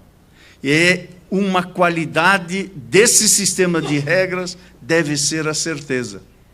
Ainda que o direito seja linguagem e que a marca típica da linguagem seja a sua textura aberta, a redução das incertezas é um dever, principalmente daquilo que merece o nome de jurisprudência. Em uma campanha eleitoral, por exemplo, é plausível que os candidatos tenham dúvida quanto à melhor estratégia para conquistar a afinidade do eleitor. Mas os candidatos não podem ter dúvidas quanto aos limites normativos das estratégias possíveis. Assim, ao lado de sua estabilidade, faz-se necessário garantir sua persistência semântica, a fim de firmarem-se as expectativas e as condutas dos atores sociais, definindo o que é correto e racional dentro do jogo. E é preciso que as instituições atuem, nomeadamente a Justiça Eleitoral atue, de modo a promover a contenção das incertezas. E uma das formas de realizar esse ideal de segurança jurídica é compor um quadro hermenêutico duradouro entre os sentidos que os contendores atribuem, o que somente será possível a partir de uma solidificação normativa apta a viabilizar a previsibilidade dos precedentes. Essa é a proposta desse trabalho. Por intermédio da cooperação, assegurar consensos mínimos acordados pelos atores da política, respeitadas as pluralidades de concepções e as normas eleitorais vigentes a partir do filtro da Constituição da República de 1988. Esse não é um trabalho insular. Aliás, o mundo contemporâneo já não mais tolera a ideia de um demiurgo que seja capaz de tudo organizar. Como sabemos de trágicas experiências históricas, ninguém deve estar acima das instituições, nem reclamar para si a exclusiva representação do povo. A sociedade reclama legitimidade que se revela pela mais ampla participação, via representação ou via soberania popular direta, como há, por exemplo, entre nós no plebiscito e no referendo. A jurisdição, nós os juízes, a jurisdição não faz, a jurisdição não pode e a jurisdição não deve fazer escolhas políticas. Juiz imparcial não oferece, nem recebe contraprestações. Na política, a democracia tem o seu caminho, que é o da soberania popular, que deve ser respeitada. Por isso, a nossa tarefa se traduz, em grande medida, em autocontenção e limites. O juiz, antes de tudo, é juiz de si mesmo. Autocontenção e limites. E o país que demanda união em torno da democracia, união em torno das instituições democráticas, da liberdade individual, da autodeterminação coletiva por meio da democracia representativa, está face a face com essa mesmerização de autocratas de ocasião. Por isso, a obra da Justiça Eleitoral de 2020 e de 2022 que nos esperam, porque esta obra carrega o selo do compromisso com a democracia de todos e de cada um, dentro das regras do jogo, sob a legalidade constitucional, e que cada um possa chamar de sua a tarefa de preservar a democracia, a normalidade e a legitimidade das eleições e compartilhar um futuro que dê respostas adequadas às interrogações do presente. Uma palavra agora, e essa é a terceira questão que eu almejo tratar, sobre os partidos políticos que, aliás, partidos que são objeto de um eixo específico dos nossos trabalhos. Ao pensar nas instituições, pensemos todos nós, por um segundo, mentalmente, nas instituições centrais da vida democrática. Não raro esquecemos de incluir os partidos políticos. São os partidos que escolhem os candidatos e dão início ao processo eleitoral. São eles que definem, por exemplo, a participação das mulheres, o debate sobre políticas de acesso e de inclusão, de minorias ainda subrepresentadas nas instituições políticas. São os partidos que mais se aproximam dos eleitores nos inúmeros e milhares de rincões do país. São os partidos, não massas destituídas de institucionalidade, que funcionam como inconsciente coletivo e, como a história mostra, são combustível para fascismo de ocasião. O esquecimento sobre a imprescindibilidade do pluralismo partidário talvez possa ser compreendido pelo fato de que, curiosamente, o legislador constituinte fez poucas referências em relação a outras matérias, fez poucas referências aos partidos no texto constitucional. Assenta sua autonomia e a sua natureza privada. Quiçá, no debate da Constituinte, nos debates, estava presente aquela desconfiança que nos Estados Unidos foi objeto de um texto que Madison escreveu nos chamados Federalist Papers, onde ele dizia que havia o risco de formar facções ou de que os partidos se transformassem em meros intermediários entre o verdadeiro agente político, ou seja, o cidadão, e o poder. E entre nós emergia o sonho da democracia direta, alimentada pelo online, contribuindo para que o papel desse ator essencial, que é o partido político, ficasse em segundo plano. A mensagem que lhes trago é que, em meu modo de ver, os partidos são indispensáveis para a democracia. E há sólidas razões públicas para isso. Não pelo que fazem, mas sim pelo que deveriam fazer. Eles deveriam ajudar no fiscalizar das instituições públicas, criar estruturas para manter contato com o eleitorado, dar espaço para que as principais ideias de políticas públicas sejam ou fossem construídas. Parlamentares podem não ter o conhecimento sobre todas as complexidades da vida pública, por isso o partido há de ter fundações, institutos, para assessorá-lo na tomada de decisões. Veja-se que em temas ligados às realizações de direitos sociais, não apenas os assuntos são complexos, como também não se pode estabelecer uma racionalidade meramente burocrática. Imperam em muitos temas os chamados desacordos morais razoáveis. E aqui o debate no âmbito dos partidos políticos é um debate essencial. Um desses exemplos se evidencia quando o Supremo Tribunal Federal, recentemente, ao cumprir a Constituição e chancelar mandado de criminalização da homofobia, recebeu, em contrapartida, ao invés de um debate republicano, uma iniciativa de proposição da criação dos crimes de hermenêutica.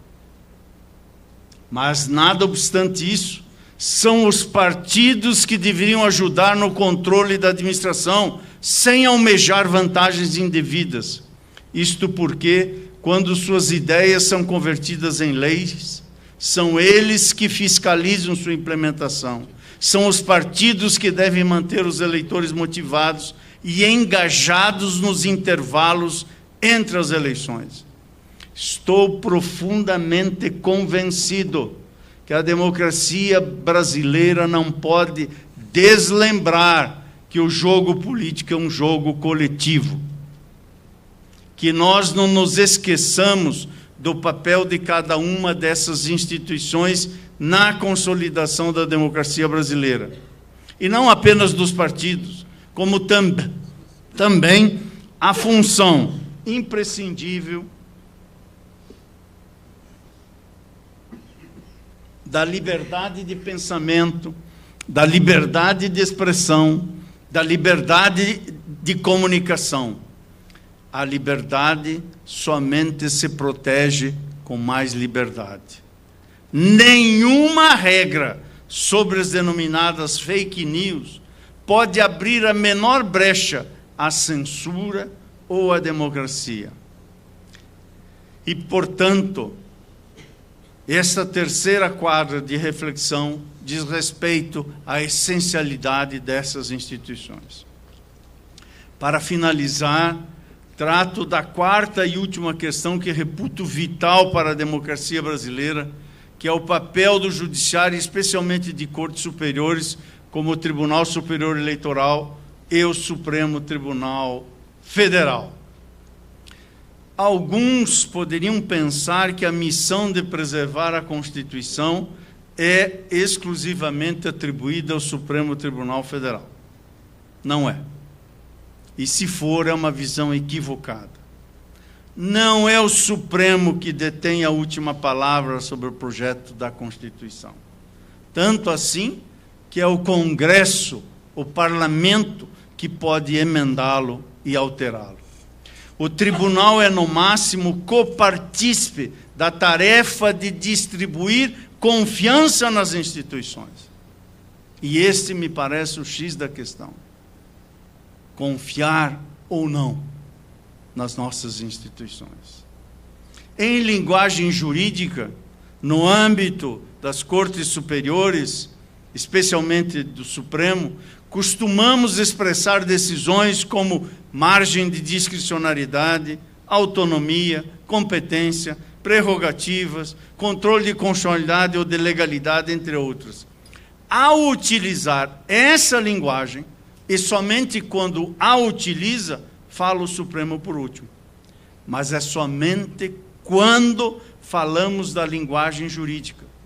Daí porque criar respostas meramente punitivas em lugar do constitucionalismo dialógico, dar espaço ao direito penal, quando o Poder Judiciário exerce legitimamente e dentro da Constituição o seu papel contramajoritário, é dar um passo a um abismo que é próprio de regimes totalitários. No mesmo discurso de promulgação da Constituição, há um pedaço que, infelizmente, não entrou para a história.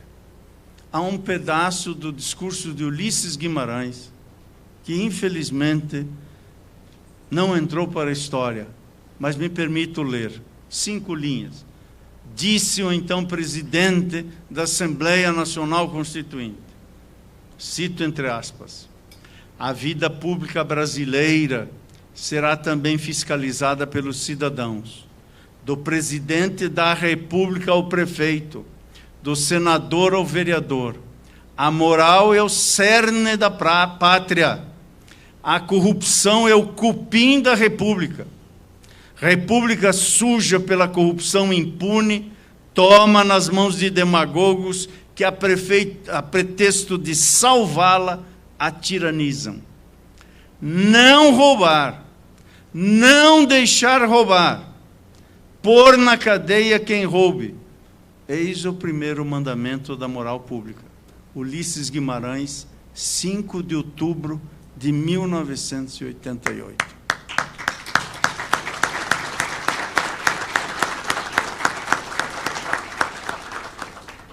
Naquele momento e após, quando da aprovação da Constituição, poucos eram os recursos de que dispunham as autoridades públicas para fiscalizar e combater a corrupção. Mas esse desafio teve respostas.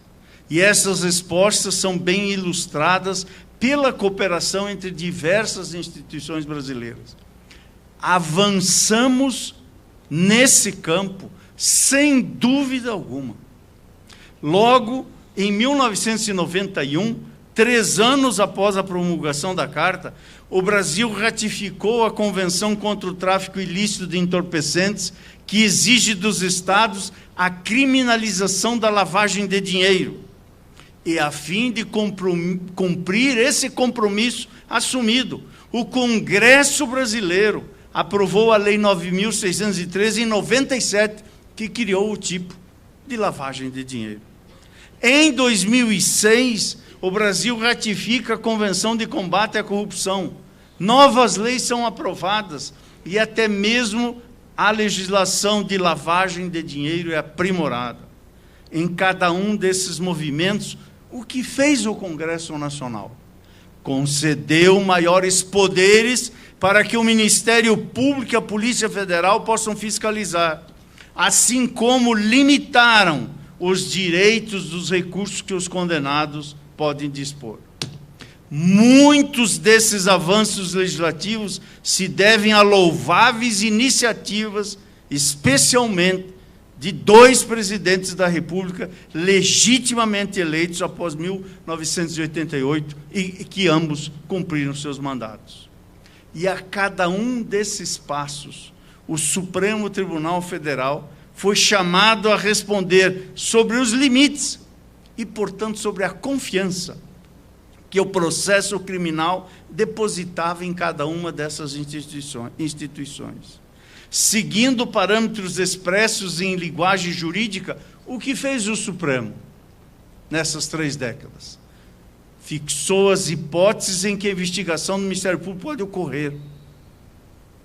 Fixou os casos em que a Polícia Federal pode celebrar termos de colaboração premiada. Fixou o alcance do direito dos acusados, como também do direito à presunção de inocência. Evidente que há divergência. Havia antes de 88, houve durante a Constituinte e há ainda agora na interpretação da Constituição. E é por isso que vivemos numa democracia. É indisputável que injustiças podem ter sido cometidas e que devem ser, em cada caso, nas particularidades dos fatos concretos, reparadas, se houverem. É certo também que as respostas, sem dúvida, nunca foram ou serão satisfatórias para todos. Há, por exemplo, os que gostariam agora de ver menos poderes para as polícias, menos competência para o Ministério Público. A minha aposta, como juiz constitucional, é num Brasil fiel à Constituição. Num Brasil que não tem receio de prestar contas, que não tem receio à exposição pública das ideias, às críticas e aos debates. Tenho fé constitucional, mas de olhos abertos e ouvidos atentos àqueles que pregam a diluição das instituições, que não se confunde com divergências pontuais que podem, e em juízos colegiados, devem ocorrer. Pode haver dúvidas, por exemplo, quanto à extensão dos limites que devem ser impostos à atuação das instituições. É certo, porém, que o que mantém a democracia viva é a pluralidade de instituições confiáveis que juntas materializam o projeto constitucional. Por isso, a tarefa de um juiz no Tribunal Superior Eleitoral ou no Supremo Tribunal Federal é, a rigor, a de ser apenas um voto, dentre outros que formam uma única instituição num conjunto ainda maior de instituições. Mas juiz algum está, como disse e reitero, acima da lei. Juiz algum tem uma Constituição para chamar de sua. Juiz algum tem o direito, a prerrogativa de fazer de seu ofício uma agenda pessoal ou ideológica. Se o fizer, dentro ou fora da Suprema Corte, dentro de qualquer instância do Poder Judiciário, há de submeter-se ao escrutínio da verificação. Igual proceder se aplica ao Ministério Público, igual proceder não pode ser diferente na advocacia, na defensoria, nas procuradorias, nas carreiras públicas, como também a de ser na sociedade. Corrupção não há apenas no Estado, há também nas relações sociais, e por isso devem prestar contas também todos profissionais de diversas ordens, médicos, engenheiros e assim por diante. O juiz é tão somente o que os autos nos quais ele oficia dizem o que ele é. Um magistrado é o que ele faz, ou mesmo o que ele eventualmente deixa de fazer, omitindo-se.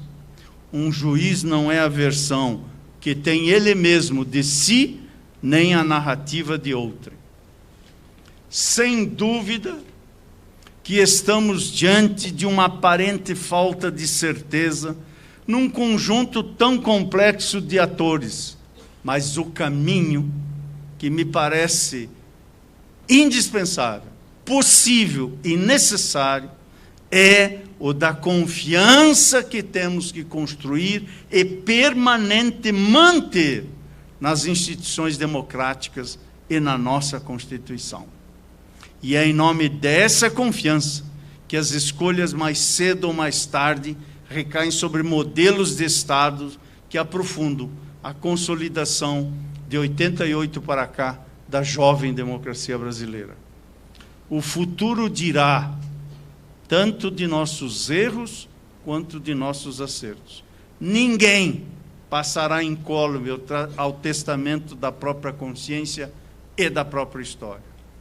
E para concluir, exalto o caráter de resiliência de nossa Constituição ao enfrentar tantas e tão variadas crises. Indico, com algum senso de crítica construtiva, que devemos debater o modelo político brasileiro, um presidencialismo de coalização e um pluripartidarismo hipertrofiado. Ressalto a complexidade das novas demandas em uma sociedade plural, e não podemos deixar de inserir o próprio Poder Judiciário no mapa dessa crise. Tenhamos presente, especialmente agora, com o elastecimento dos afazeres da Justiça Eleitoral,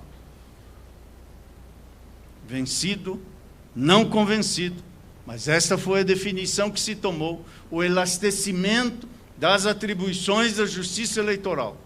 Punir corruptos e corruptores não é uma tarefa que se faz apenas dentro do Estado, mas passa por trabalhos importantes que põem em xeque o modo de viver e de estar em sociedade, o modo de fazer política no Brasil, especialmente quanto ao financiamento das campanhas. Assim o fez a importante lei da ficha limpa e sua legítima pretensão de moralização política. Por fim, ressalvo o risco reiterando. Entendo que para a democracia é um passo ao precipício criminalizar a política. A repressão deve ser ao crime e aos delinquentes, assegurando por evidente as devidas garantias constitucionais do direito de defesa e da ampla produção probatória.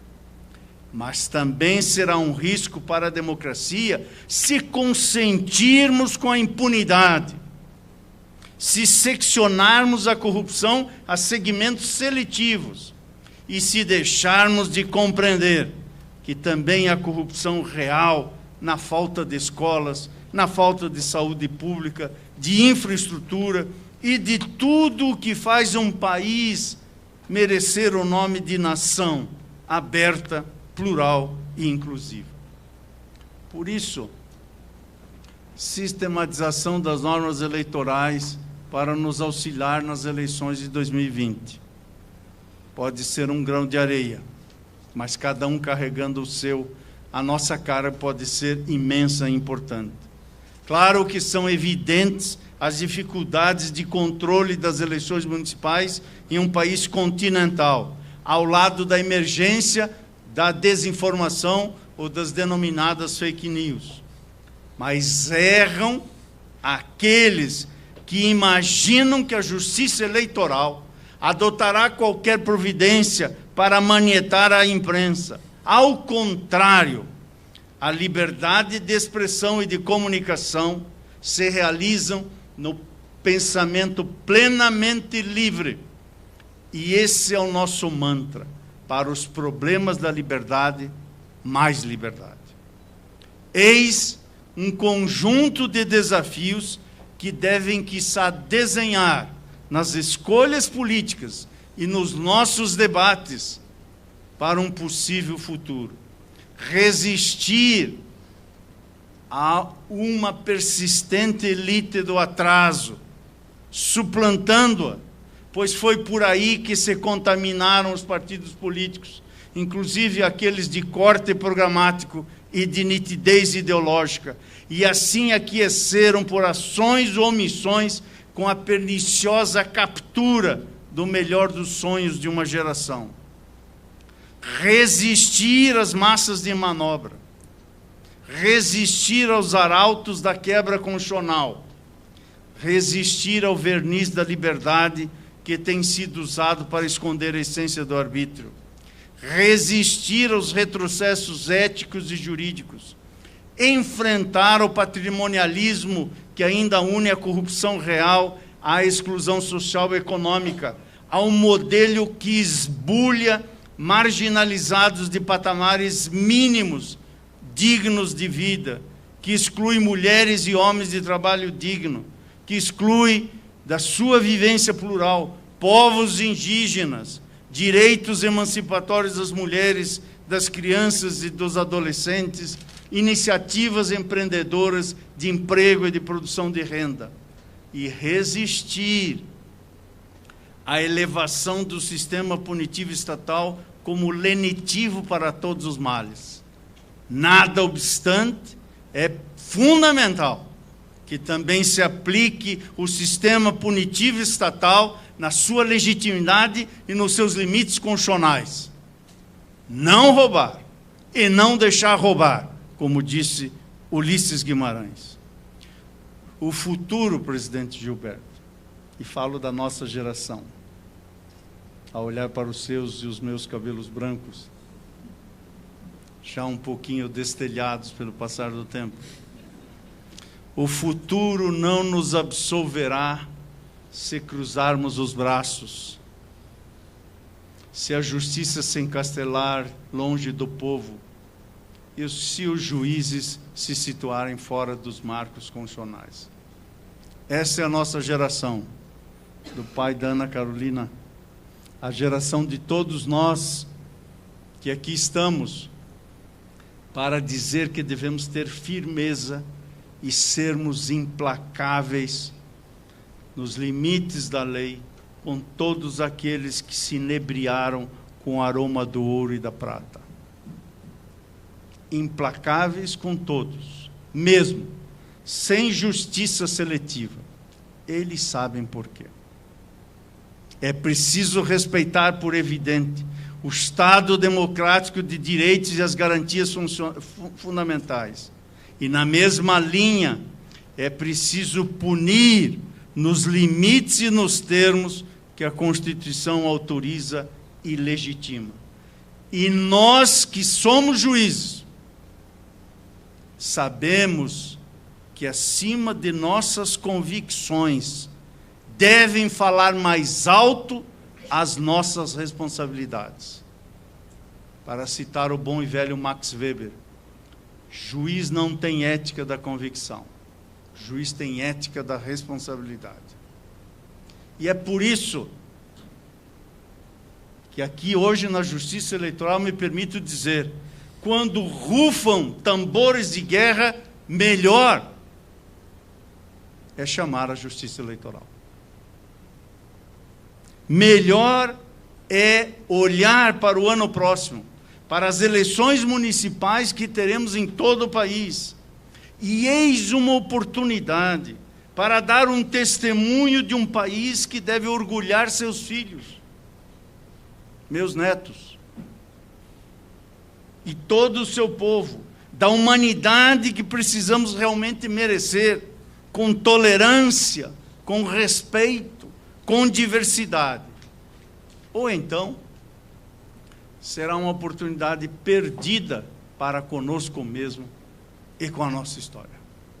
Almejo bom dia de trabalho a todos e sublinho o vocábulo todos. Tenhamos presente que todos aqui, sem exceção, nós também somos os outros. Somos nós mesmos aqueles outros. Lembremos-nos do sentido que usava ao lado da palavra inferno Jean-Paul Sartre. Nós mesmos somos aqueles que parecem existir num lugar que não reside em cada um de nós. Nós também somos o que criticamos. Somos ao mesmo tempo juízes e julgados. Somos todos aqueles que julgamos em alguma medida, porque numa sociedade todos somos um. Por isso, o juízo reflexivo kantiano, não o juízo determinante de formações mentais a priorísticas, onde quem conclui vai apenas à busca de uma justificativa para motivar uma decisão que a prioristicamente já tomou. Quem assim procede, juiz não é. Falo do juízo reflexivo, como desenvolveu Kant. Não do juízo determinante, que é esse de encontrar justificativa para unir qualquer coisa a outra coisa, não importando onde se chegue. Este juízo reflexivo é o que nos dá um mundo em comum. O mundo do qual fala o Papa Francisco nas suas obras extraordinárias. Ou o mundo de que fala Albert Camus, um ateu, nas suas obras também extraordinárias.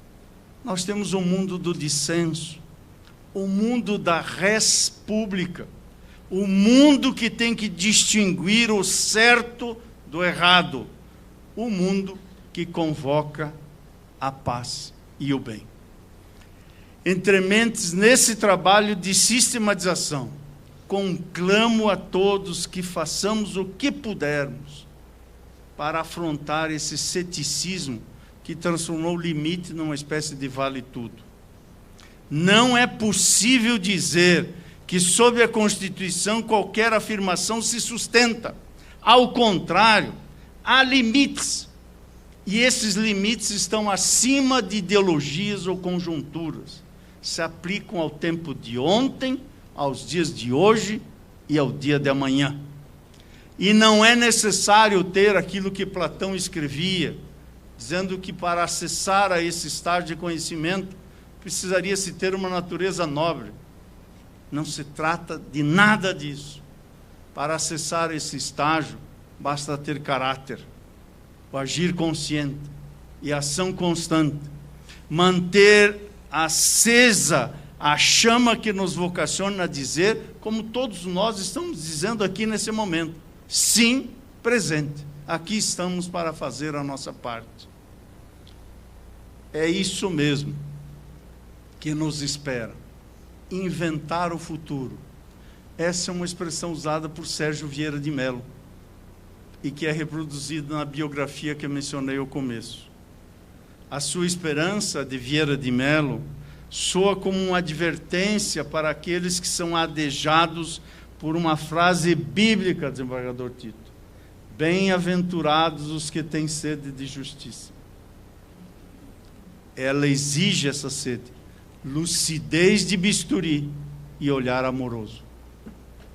São duas boas companhias para que nós não sejamos soterrados pelo peso de nossos erros, muito menos pela jactância dos nossos acertos.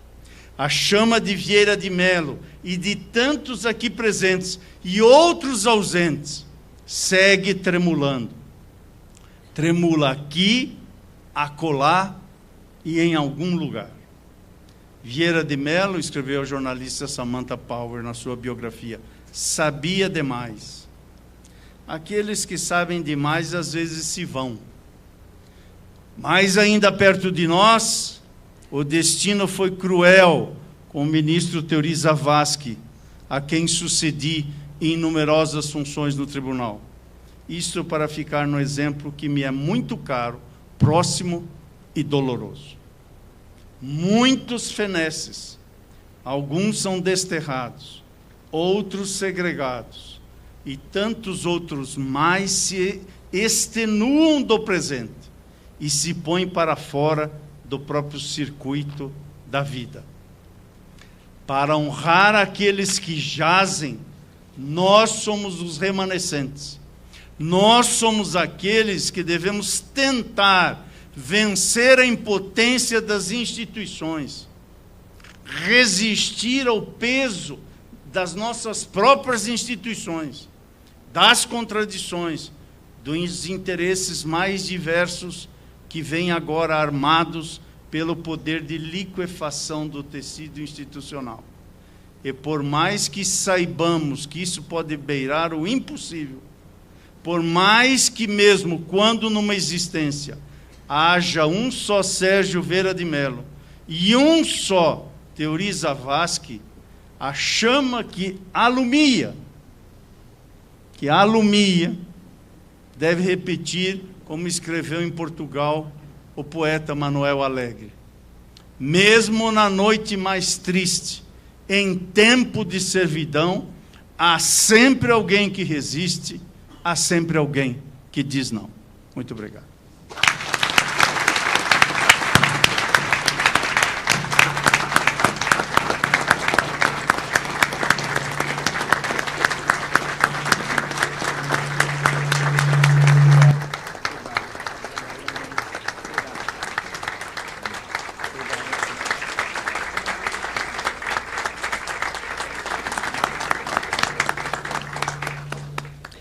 Considerando o horário, damos por encerrada a primeira etapa do evento Diálogos Regionais para a Construção da Sistematização das Normas Eleitorais. Retornaremos às 14 horas para início da segunda etapa. Informamos também que o tribunal dispõe de um restaurante com serviço de buffet por quilo dentro de suas instalações, ao lado da entrada principal, próximo à guarita de acesso aos veículos. Bom dia.